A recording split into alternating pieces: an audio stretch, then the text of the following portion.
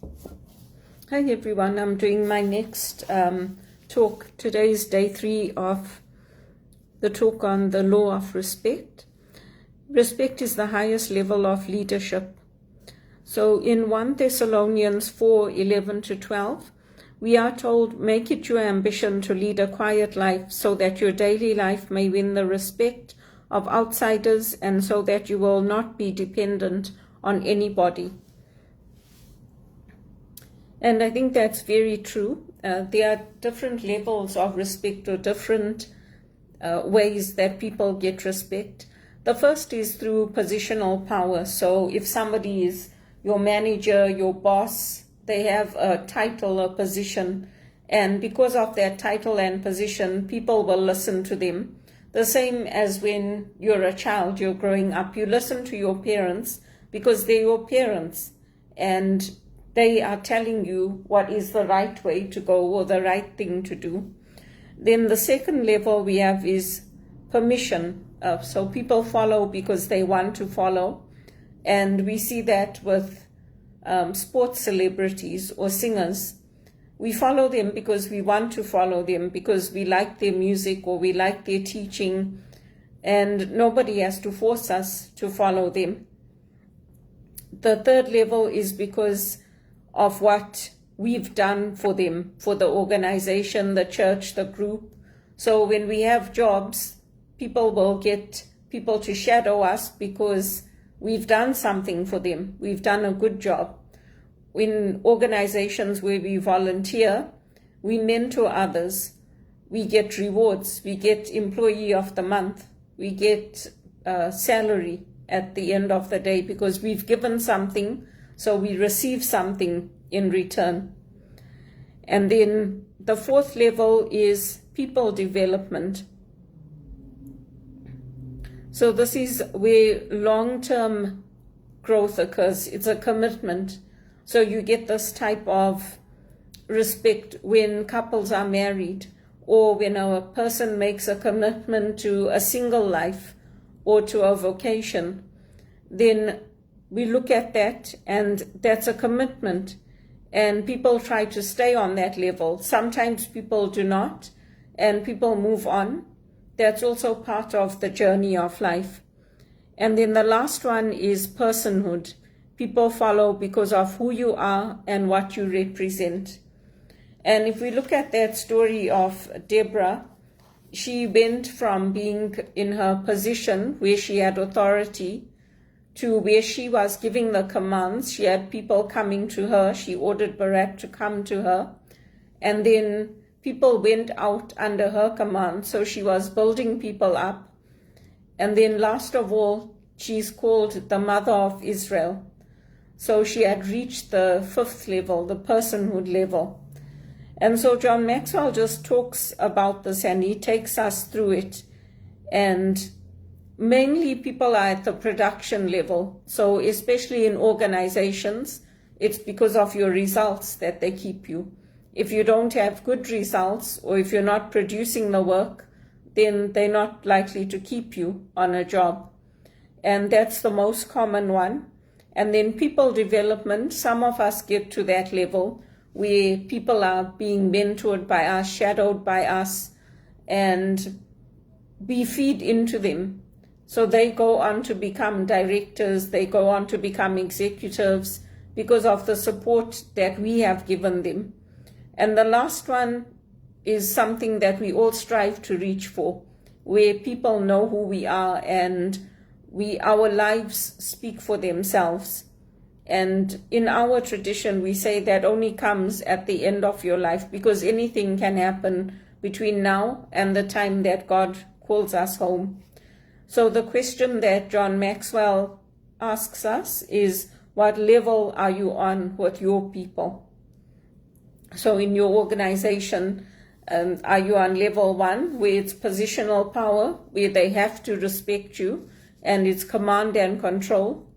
Is it level 2, where it's because of permission, and they have to ask permission from you to do things? Even to go to the washroom, they have to ask permission. Is it production, where they're getting rewards for achieving well and unless they achieve well, they are not going to be part of the organization? Is it people development, where they are now mentoring and shadowing others and others are coming to them? Or is it personhood? Is the whole person welcomed at work? Or is it only because they produce the result that they are being kept there? So those are questions that we can all take into our organizations and into what we're doing. And again, this is all based on biblical principles. It's principles that he's taken and he's using them to help us to grow in our organizations, in our businesses, in our volunteer work that we're doing. And you'll see that in some people, their lives shine in what they're doing and in who they are and the people that they've become.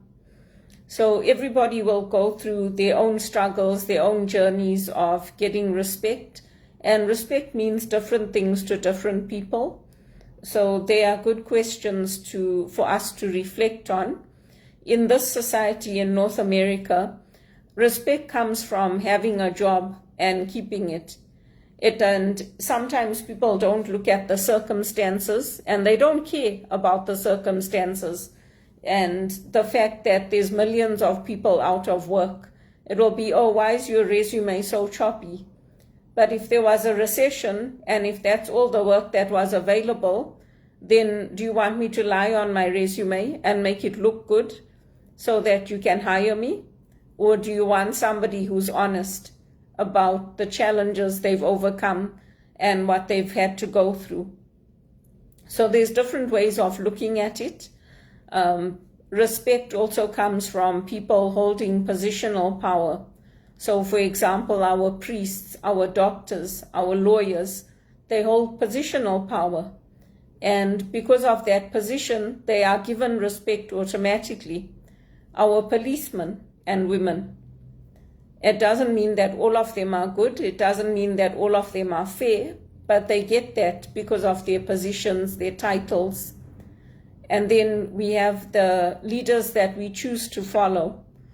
So, example, with the One campaign, nobody has to coerce us into following the artists around the world and what they do to end poverty, to stand up to injustice, to stand up to racism.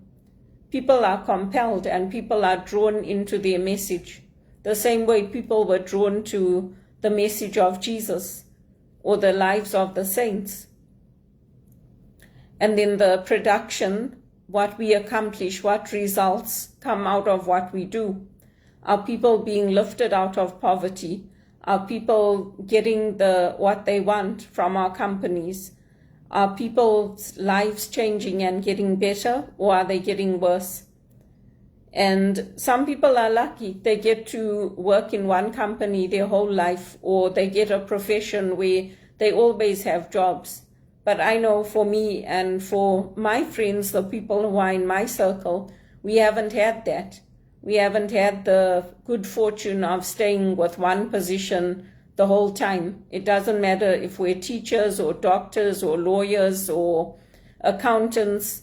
We've had to move around and we've had to adjust to different people, different teams, different environments. We've had long periods of unemployment. And we've had to push back because we're the sandwich generation. And then the last one about the people being just people who are finally accepted and finally for our personhood. Some people do attain that, and they are people that we look up to, like Nelson Mandela. So we had Nelson Mandela and we had Robert Mugabe. So how come people put Nelson Mandela on a pedestal? He gets invited to he did get invited to concerts, to big organizations, to speak at different places, and Robert Mugabe didn't get that. He took a stand on certain things that were very controversial, that people didn't like, including the environment. And some of his talks, if you listen to his talks at the UN, some of them were very, very good. He also went to prison. He also had a son who passed away while he was in prison, and he couldn't go for his funeral. He also embraced his people when he got elected into power. You can't tell me that there were no massacres in South Africa. There were. So how come one got elevated and not the other one? You mean to tell me South Africa had no, when they took the tires and put them around people and burnt them alive? I mean, isn't that horrific? So how come Mandela got all the accolades and not Mugabe? It's interesting to think about, isn't it? But anyway, these are the things that we can reflect on and the things that we can think about. The same way when they took him out of power, none of us really knew what was happening. We all thought that it was coordinated with him knowing what was going to happen, and then he resigned. But it was all done behind his back. And the next thing, we saw him sitting with this rosary and crying. And that's not the way that we treat our African leaders. So anyway, these are things that we can think about and we can reflect on. And the same way that now they killed those leaders of Hamas, so we are all going to see consequences coming from that. Everyone was happy when Osama bin Laden got killed because of the destruction that was being brought on the world. But these are things we can reflect on. Personhood is also people like Mother Teresa, people like the popes that are now saints. Yes, they are saints, and yes, we acknowledge the position of the church, but under them we also had child abuse. We also had women's rights being taken away. We also had forced abortions. Women couldn't keep their children. So there's a lot of things that are a contradiction in life, and it's just the reality. But they're good things to think about, and for us especially who have left our homelands and we are now in different countries and we are making our lives in Canada or the Netherlands or the UK, wherever we are, and we're bringing our skills and talents to our countries that we are now living in, we can pass on these principles of leadership and respect and what it means for respect of others and respect for ourselves.